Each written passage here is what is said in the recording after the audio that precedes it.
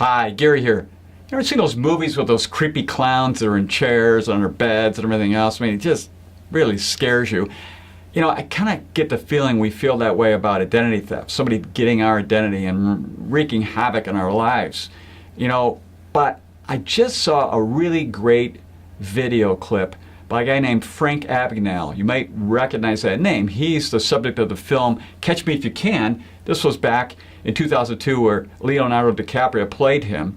And you may know the second part of the story, the redemptive side of it, and that was he spent the last 41 years working for the FBI. But in particular, he's the subject matter expert for the last 20 years on cybersecurity.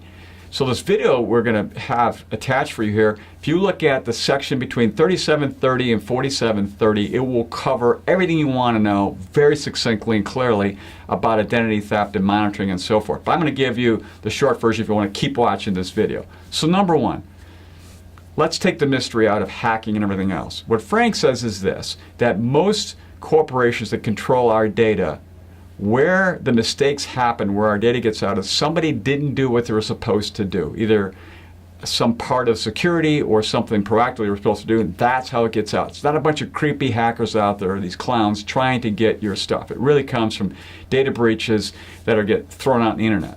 But what's important about this is it won't necessarily happen right away. So if you had one happen, a data breach, within the last 6 months, someone, the crooks, may not be going after your stuff for a year, 2, 3, 4, 5 years.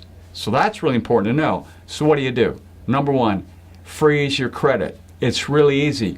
Call one of the 3 credit agencies or go online to them. It's TransUnion, Experian, or Equifax.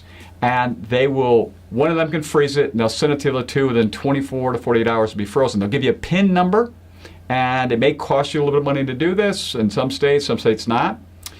And that way, nobody can apply for credit in your name. That's step one. Step 2 is having monitoring. Now, you can monitor it free or pay for a service. You can also go right now to annualcreditreport.com, and you can get your report from all 3 of these credit agencies. You actually can do it once a year for free, so you can rotate it every 4 months, each one of them, if you want to do it on your own. But you also can get some of these services that are free monitoring your credit. But they won't take care of if your identity gets stolen and the fraud that takes place. You might want to get a paid service. Those paid services go for $10 to $30 a month. Frank uses one, he says it's $20 a month. And those services can take care of that part of it. The last part of this is using credit cards and debit cards. I can tell you clearly, and he says it very clearly, do not use debit cards. You get money stolen from your bank account directly. Takes a while to get it back. It just doesn't make any sense. It's the worst way to do any kind of transaction in this country. Credit cards, on the other hand, you're protected on all of those kinds of credit card fraud that takes place out there. Unlimited. Doesn't matter how much money. So you don't have to be worried about it. You constantly have insurance there.